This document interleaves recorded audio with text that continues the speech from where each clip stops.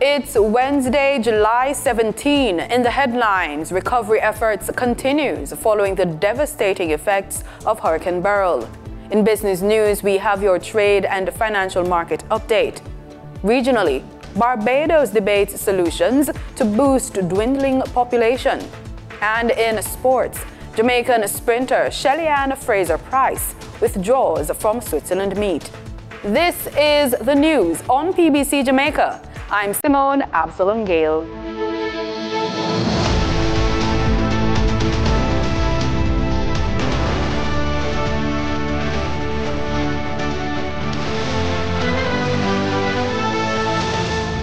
Minister of Science, Energy, Telecommunications and Transport Darrell Vaz gave an update on the improvements being implemented in the nation's electrical and telecommunication system. He was speaking on Wednesday at the post-cabinet press brief. The Energy Minister says the JPS has completed their assessment. And they had 94 transmission structures damaged, 2,602 light poles damaged, 4,287 damaged conductors, 137 damaged transformers, and 2,185 other transmission and distribution equipment damaged. Minister Vaz, in responding to concerns about the cost of restoration of the country's electricity grid, says the company should be able to afford it. Arising from the experiences of previous hurricanes and the difficulty of securing insurance for JPS assets, the OUR had approved in the rates for electricity a charge which goes to what is called the Electricity Disaster Fund, from which where there can be initial immediate resort to fund recovery when there is a disaster such as Hurricane Beryl. The fund currently has an accumulated value in the region of $50 million, and JPS will be allowed to draw down on this fund for its recovery. As a matter of fact, the OUR had approved a drawdown of $5 million prior to the hurricane to help fund inventory preparations for the hurricane season. Noting that hundreds of Jamaicans are still without electricity, he says external assistance has been approved to help in recovery efforts. The external local contractors from the bauxite industry have been sought and assigned to Hanover and St. Elizabeth. Support requested from CARILEC, Caribbean Electric Utility Services Corporation. I can confirm that Belize and Suriname have agreed to send persons, and also Trinidad and Guyana. I had a conversation this morning with the Minister of Foreign Affairs, for which I asked her to please reach out to all of our brother and sister countries to see what assistance can be given in the shortest possible time. The time has come for external assistance so that whatever is outstanding can be done in the shortest possible time. Minister Vaz says utilities have been restored in all major hospitals. The Ministry of Local Government and Community Development will be assigning 500 summer workers from the National Youth Summer Employment Program to assist various government agencies in recovery efforts. Minister of Information, Senator Dr. Dana Morris-Dixon, shared the details at Wednesday's post-cabinet press brief. They'll be working across ODPEM, and also they will be working with the Ministry of Labour and Social Security. So 200 of them will be with the Ministry of Labour, and then there will be another 300 who will be working with the Office of Disaster Preparedness and Emergency Management. She says giving support to those Jamaicans significantly affected by the hurricane is a priority for the government. She notes plans to distribute grants for entrepreneurs whose businesses were negatively affected by Hurricane Beryl. Many very small shops that are in our communities were affected significantly, and we are working at grants to up to 2,000 business operators or small business operators who really do need our help so that they can get on their feet, grants of up to $100,000 each. The Information Minister says grants and aid will only be awarded to those who are assessed. The Ministry of Labour and Social Security and their social workers have been going around to many houses in the affected areas. And as they go around, they are checking for damage. They're looking at who's been severely damaged, who had minor damage, and those who are completely destroyed. And those assessments are actually written up. They're going to be put into a database, so we will have a database of everybody who was affected by Hurricane Beryl. If you've been affected and no social worker has come out to you, you can reach out to the Ministry of Labour and Social Security and they can come and do an assessment. She says mortgagors who are having a difficulty paying their mortgage can access a moratorium. Mortgagors who have been affected by Hurricane Beryl, who need to do urgent property repairs, can apply for a temporary moratorium of 3 to 6 months from the NHT, and this is a moratorium on your mortgage payments. The NHT is providing home grants to assist with repairs, and this will be available and based on the level of need and the impact you have had. And what's important about this, and this is again showing that we're not just focused on one group and not another group. We are focused on everyone. So even if you do not have a mortgage from NHT, you can benefit from the grant if you are a contributor. St. Elizabeth's popular tourism community, Treasure Beach, suffered severe damage from Hurricane Beryl. Our news team visited the area and spoke with the owner of Lashings Boutique Hotel, David Folb. Hurricane Beryl tore through Jamaica's south coast on July 4, ripping off roofs, toppling trees, and dozens of power lines. Proprietor for Lashings Hotel and Beach Club, David Folb, says they did what they could to prepare.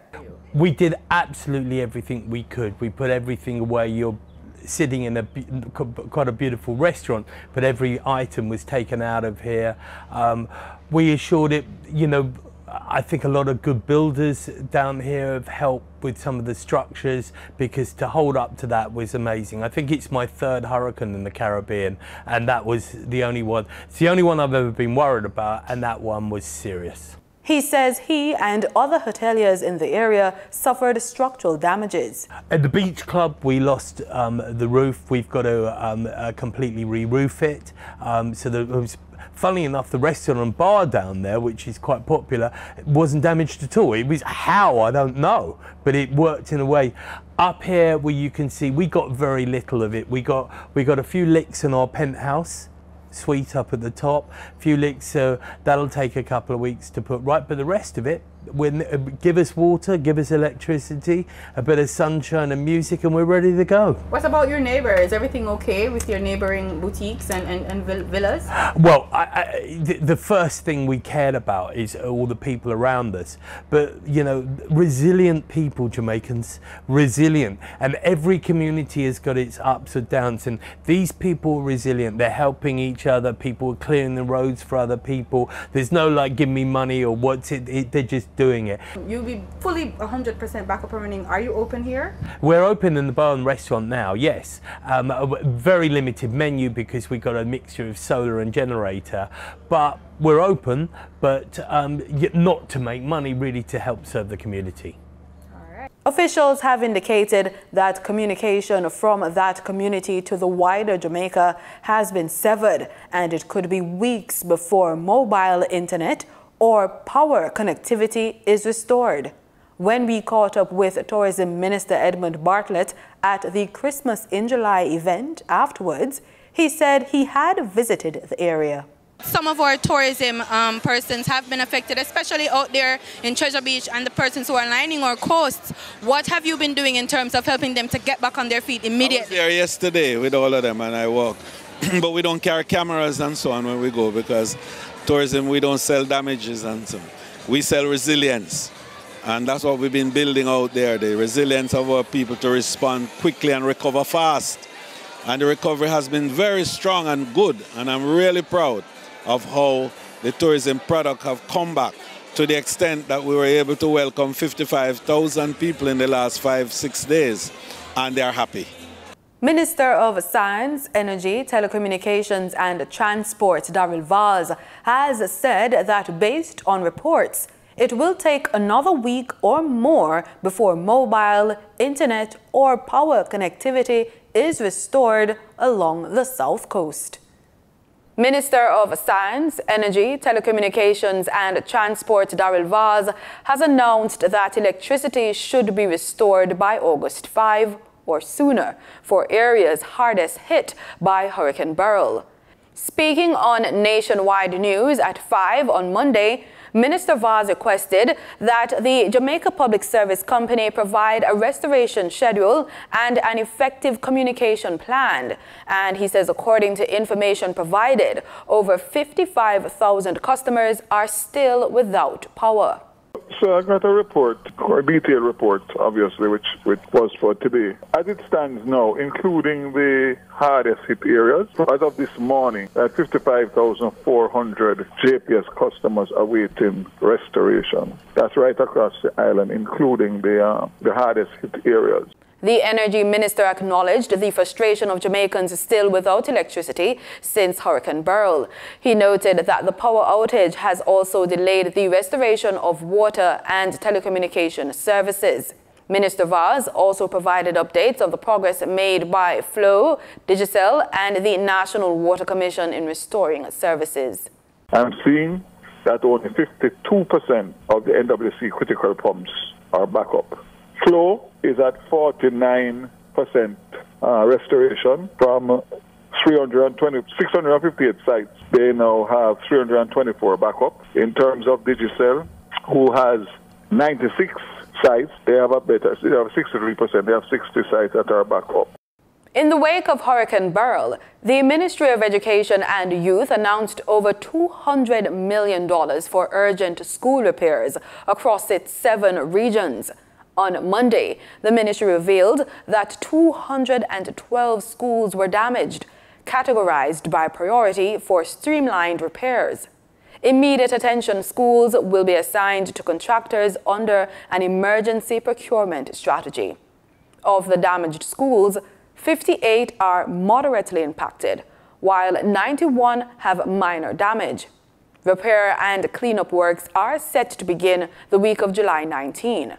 The ministry confirmed $210 million is approved, with $30 million to be disbursed to each region by Wednesday. Regions are advised to reallocate funds as needed based on the post-disaster assessment to ensure schools are ready for the new academic year. Time now for the Business Report with Denise Williams.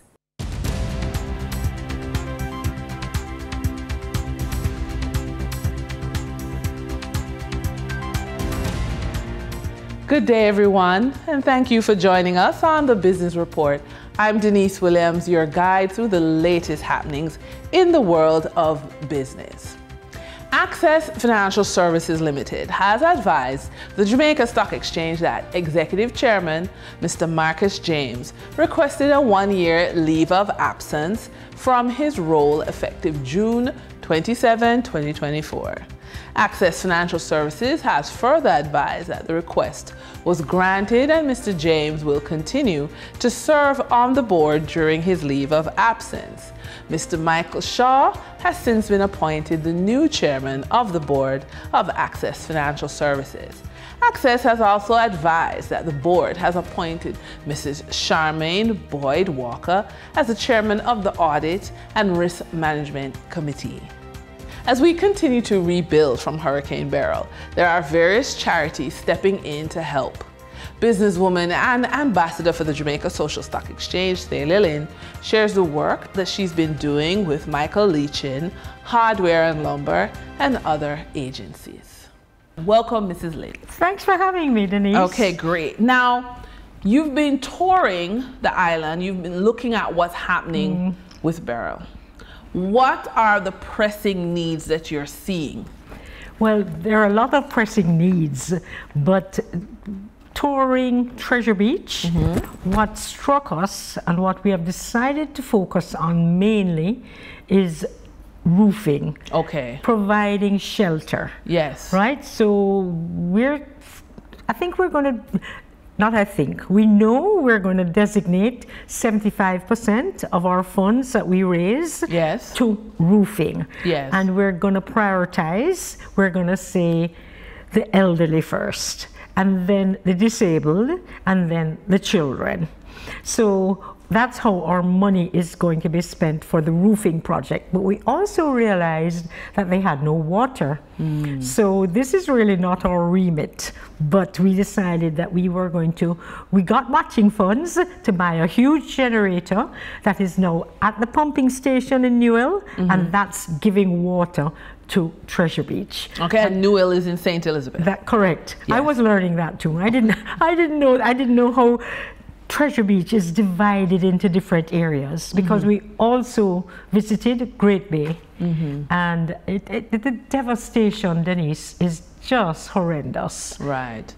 You know, seeing concrete GPS poles down, the fisher folk, the agriculture, because St. Elizabeth is our breadbasket. Yes. And we visited some of the fields as well. We couldn't do everything. Right. We were there from 9 o'clock until after 2. And that was enough, believe me. Wow. Yes. So to be clear, the NCB Foundation is partnering. Correct. Yes, and you're going to focus on getting people shelter. And even though the foundation really focuses on education, you said, listen, the people need water. Yes. And so you got the electricity through a generator there. I thank you so much for this interview. And just before we wrap up quickly, why is partnership so important to you? Well, partnerships are important because we're partnering, because I said 75% of the funds to roofing and little peripheral areas like that, but 25% is going to agriculture. Okay. And Jamaica Social Stock Exchange is our partner because they're so good at monitoring funds. They're going to help us raise matching funds to be able to execute. Yes. I saw a young farmer whose cantaloupe and watermelon, the best watermelons come from Treasure Beach. It was decimated. And he just was, what I couldn't get over, Denise, people were just saying, okay, let's get up and go. Let's fix this. Yes. And Minister Floyd Green was with us. Chairman Michael Leachin was there as well. And I said, $100,000, if I can get that matched by NCB Foundation, this could get this young farmer back on his feet. So I said, okay, the Lynn Family Foundation is going to give it to the Jamaica Social Stock Exchange because they're going to make sure it reaches to him, and this will help at least one life. And every mickle makes a muckle. Thank you so much, Mrs. Lynn. During trading for the period July 16, 2024, the following companies represent the top 3 most active stocks that investors bought and sold on the Jamaica Stock Exchange. Toll road operator Trans-Jamaica Highway Limited with 1,926,889 units, amounting to 16.65% of the market volume in terms of equity sales. Fiberglass manufacturer JFP Limited with 1,750,054 units, amounting to 15.12% of the market volume in terms of equity sales. Alternative energy provider Wigton Wind Farm Limited ordinary shares with 1,557,209 units, amounted to 13.46% of the market volume in terms of equity sales. Over on the Twin Island Republic of Trinidad and Tobago Stock Exchange, trading on July 16, 2024, registered a volume of 236,464 shares, crossing the floor of the exchange, valued at $1,356,056 Trinidad and Tobago dollars and 32 cents. Grace Kennedy Limited was the volume leader with 166,221 shares, changing hands for a value of 646,599 Trinidad and Tobago dollars and 69 cents, followed by Massey Holdings Limited with a volume of 41,119 shares being traded for 149,096 Trinidad and Tobago dollars and 64 cents. Moving from the money moves of investors, executives, and companies on the regional stock markets, we turn to the Forex market. On July 16, 2024, the Bank of Jamaica reported that US $42.56 million was bought from Forex traders, while US $68.8 million was sold to Forex traders. Buying directly from the Bank of Jamaica, foreign currency traders sold the US dollar for $157.14 and bought the US dollar for $155.72. The difference between the buy and sell rate was $1.42, which represents a profit for Forex traders for every US dollar traded. Canadian Forex traders earned a trading profit of $1.95 from transactions with the Bank of Jamaica. The Canadian dollar was sold at $116.02 and bought for $114.07. For traders looking at the British pound, they pocketed a profit of $8.93, selling it for $204.52 and buying it for $195.59. For the credit report tip of the day, we're talking about migration. And it's summertime and many persons use the opportunity to move to a new country. Now, the key factor that we found that can ease this transition is having a strong credit score. So building a new credit history in a new country can be challenging. So a strong credit score from your home country can help you to obtain local credit cards with better terms and benefits until you settle in your new location. And with that, we wrap up today's business report. I'm Denise Williams. Appreciate your company. Stay well informed, stay ahead of the curve. Until our next update, take care. Thanks, Denise. In regional news, according to the World Bank, between 80 to 90% of the Caribbean's power supply is generated by fossil fuel, with the region also being one of the most vulnerable to natural disasters and the effects of climate change. The question arises as to how this region of mostly small island states is expected to thrive economically while making the transition to renewable energy. This report from TTT Live focuses on that question. President of National Energy Dr. Vernon Paltu, speaking at the Trinidad and Tobago Energy Chamber's Caribbean Sustainable Energy Conference, addressed the dilemma facing the region in its quest for sustainable energy transition while ensuring economic growth. The electricity rates in the Caribbean are exorbitantly high. It's high, right? All of the countries, the rates are above 20 cents per kilowatt hour, with the exception of Trinidad and Suriname, where it's heavily subsidized. Trinidad and Tobago and Suriname pay about US 6 cents per kilowatt hour. From that perspective, how do we balance that with economic growth? The reality is that we need power to drive economic growth. Most of our industries are driven by power. And there's a direct link with the increase in GDP and the increase in demand for power. Dr. Paltu said the global forecast is for the expected rise in power demand to increase by 3%. But for the Caribbean region, IMF estimates it will be about 10% year on year for increase in power. And that is primarily driven by the expanding activities in Guyana and Suriname. The World Bank notes many countries in the region are already struggling with high debt levels. Dr. Paltu is referring to US currency, not Trinidad and Tobago nor Eastern Caribbean dollars. As a region, our conventional power capacity is 5 gigawatts, it's just over 5 gigawatts, but we have a renewable energy target of 47% by 2027, and right now we are only just over 10%, or 670 megawatts. 1 gigawatt of power would provide electricity for over 700,000 homes. The region is home to almost 45 million people. The importation of fuel oil and diesel hampers the growth of our economy. We have to look at alternatives. From the regional point of view, I think we have to seriously look at LNG as a transition fuel while we bridge that gap. LNG is liquefied natural gas, and currently Trinidad and Tobago has the only plant to liquefy and store LNG in the region. As a means of driving economic growth, while we build out the power capacity with renewable energy, with decarbonization. In Barbados, the lower house on Tuesday focused on boosting the country's dwindling population. Possible solutions include importing skilled workers, granting citizenship to Barbadian descendants, and encouraging Barbadians to have more children, as outlined in the Barbados Population Policy 2023. Prime Minister Mia Mottley emphasized managed migration as a key recommendation.